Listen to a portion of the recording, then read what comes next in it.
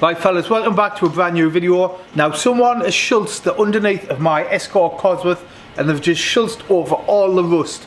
So in the last couple of videos we've been stripping the underside of the car and we're going to solve these issues. Now we've removed the rear beam, the petrol tank, the rear bumper. There's still a couple of bits to remove. So let's jump under the bonnet and start there. So let's start by removing this Christmas themed fuel pressure regulator from the fuel rail. As you can see, it's held in place with a Jubilee clip.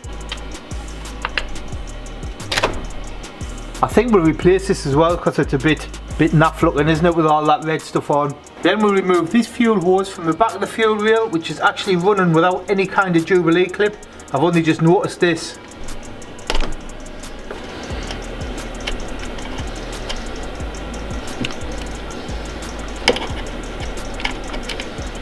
Right, I'm not sure what's going on here, but it looks like this is some kind of sheathing over the original fuel hose. I think it might just be easier to remove the fuel rail altogether. So we'll undo these two M6 Allen bolts. So the fuel injectors are held to the fuel rail with a clip. The injectors are held to the inlet manifold with a rubber ring that just pushes into place. Right, then we'll take the fuel rail off. Now I feel like, fellas, this is starting to spiral already. I had no intention of taking the full fuel system to bits, especially on the engine. Right, so here is the fuel line, fellas, off the car. Now I'm not sure how far I'm going to go with this. You can see all the injectors are quite rusty as well, which is a bit of a shame.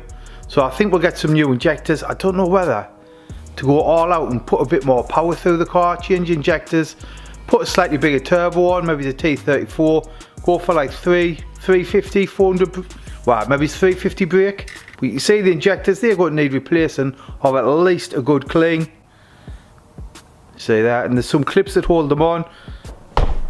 Well, that, you see there, some clips. If we remove them clips, the injectors will come off. What would you do? I think we're going to have to clean this up though. We'll definitely get rid of this old fuel pressure regulator. You see there, it's held in place with some kind of circlip. Let's have a look actually. Let's have a look, see if we can get this fuel pressure regulator off. I think this might be a bit of a ball ache.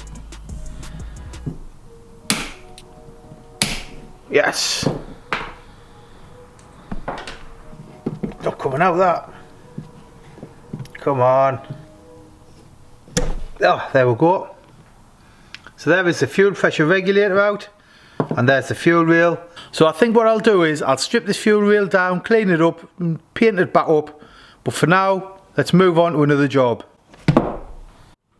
Right fellas, check this out. This is a Pocher 1/8 scale model of one of the greatest Formula 1 cars ever built, the Lotus 72D. The Lotus 72D was actually powered by a Cosworth 3 litre V8 engine. So let's open it up and see what's inside the box. And one of the things I like about this model is it's pre-painted, because one of the things that always lets my models down is the painting. I'm a bad painter, so everything in this model is pre-painted. So here is the Pocher assembly guide, and unlike other models I've built, the Pocher assembly guide is nice and clear. Big pictures with clear text. So let's start this build, and the first part I need is DC9, which looks like a turbo. So you can see there, part DC9 is clearly labelled in the box. So most of the parts on this car are cast steel. This is steel, not plastic, and it's all held together with metal screws. So with the turbo part fitted, let's now fit this part. This part again is held together with a screw, and it is made from cast steel.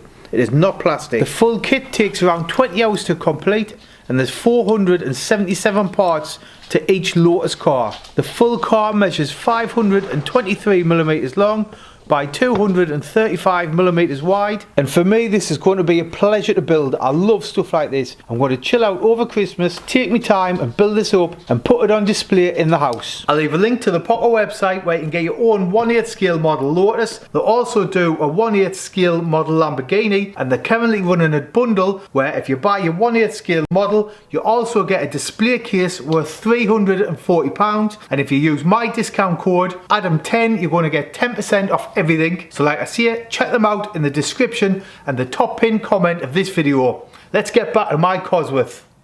So we're going to start by removing this fuel pump, which has done about 10 miles since I fitted it to the car.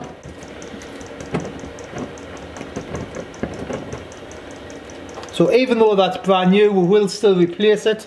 Then we'll just start unclipping all the fuel lines. There we go. Disconnect them. them.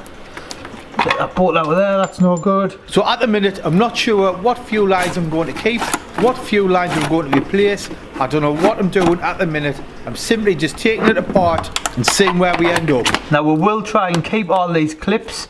I will try and get them out without breaking them. I'll do them in a bit, because I bet you can't get new ones of them. So we'll do our best to keep them. Right, let's have a look. It's going with the brake lines here, so we'll start snipping some cables. Right, it appears they're all clipped together, so we'll chop them Jubilee clips. Cable ties.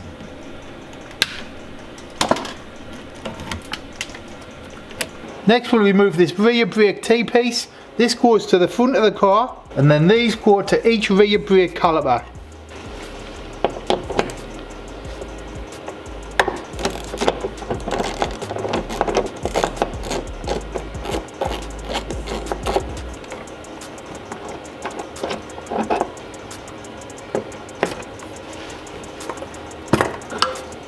Now next let's get the fuel lines from underneath the floor pan of the car, and by the way this isn't rust, this is where I've just removed some of that Manky Schultz what someone's added at some point.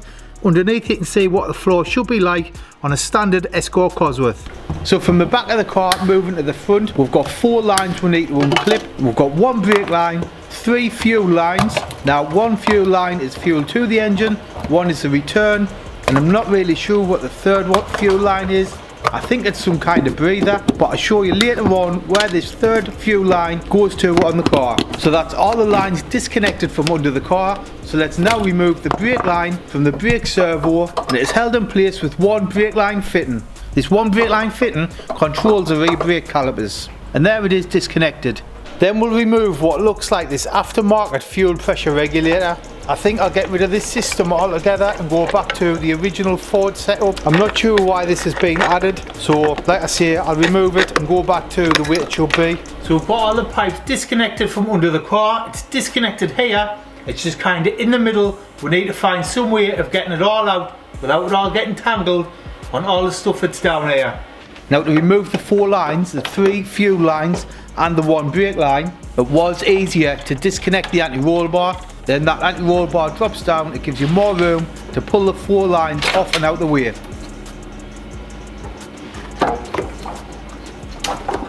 Next we're going to remove this, what I think is a breather for the petrol tank. Now we will be replacing most of these perished hard rubber hoses, so I'm going to chop through them for now. Then when we build it back up, we'll replace it with all new stuff.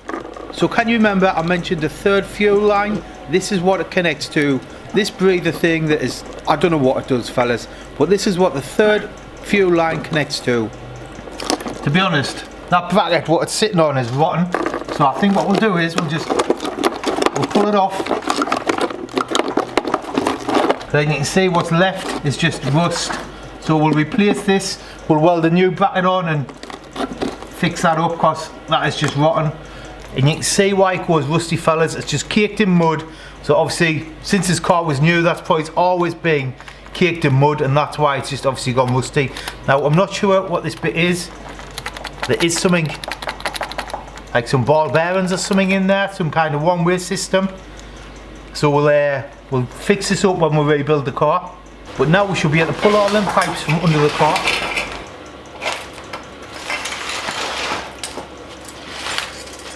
So you can see what we've got here. Here is the fuel filter with the bracket what we painted up. This is pretty much brand new, but we will replace this. We've also got that fuel tank breather thing with the ball bearings in, with the rusty bracket what we've just took off. And you can see it's all connected. These don't look like the original brake lines, these look copper. I think the original brake lines on an Escort Cosworth are steel, but obviously they go rusty and get replaced. You can get new fuel lines for Sierra Cosworth, but it is slightly different on an Escort Cosworth. So maybe I might try and clean these ones up instead of remaking them because they're all nice and shaped. So I don't know what we're going to do with the fuel lines yet, but let's drag it out from under the car and put it out the way somewhere. Right fellas, now check this out in the wheel arch of the car. Now like I say, the car somewhat at some point is fully schultzed the car. They've just gone over everything that was there, rust, whatever. Check out this wheel arch. Right, so check this out fellas, look. That is literally just schultz over mud. See the mud underneath? Now let me just say, fellas, honestly, my jaw hit the floor when I seen this. Someone has literally schultzed over a dirty wheel arch. So there's the original wheel arch, then there's mud, then there's a layer of schultz. Blows my mind, fellas, that someone would do this. It would have took seconds to jet wash this off. I don't know why someone has done this. It's not the way I would do it. Now the biggest shame of all of this, fellas, is it's nice and original underneath. It's nice and solid. There was absolutely no need to schultz these wheel arches. So what I'm going to try, fellas, I'm going to try and remove the schultz with the airline. I'm going to put the airline and try and move the schultz up, like blow it up. Then we'll scrape it off with a screwdriver. See how it goes. I would rather keep the arch inside original as opposed to redoing it and taking it back to bare steel, because the Ford stuff is absolutely spot on in the wheel arches. But let's see how we get on with the airline and the screwdriver. See how much of this manky schultz we can get off. Now, although I would never recommend schultzing the inside of a wheel arch, I think we have been lucky that the mud was dried when the schultz was put on, because if this had been wet mud, you're basically trapping water behind the original wheel arch and the schultz, and it's just going to rot away. So I think we've been fortunate, the mud has been dry when someone schultzed the wheel arch.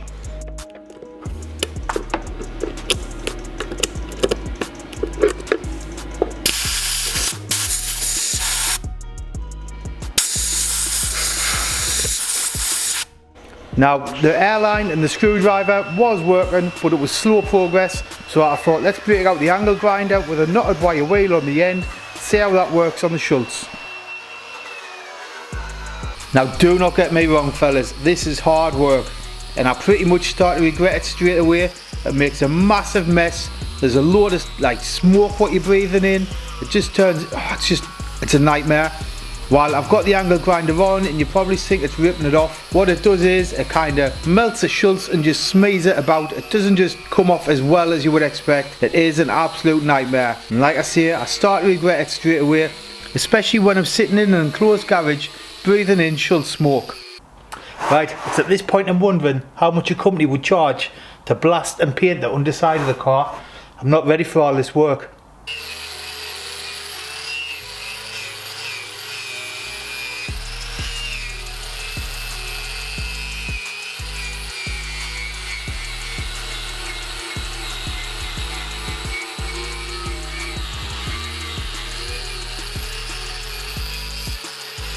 Right, fellas, so the angle grinder is working, and it's what I used on the other Cosworth, but it does kind of smear the stuff about. It doesn't just pull it off straight away, and it does cause like quite a bit of smoke, and that's not what I want to be breathing in. So I've seen something online about these. Apparently these work. This is like a chisel end, and this kind of vibrates, and apparently these are very efficient for removing underseal. So let's get our hearing protection and eye protection on and give this a go and see how it goes. If you're doing this job, fellas, always wear eye and ear protection.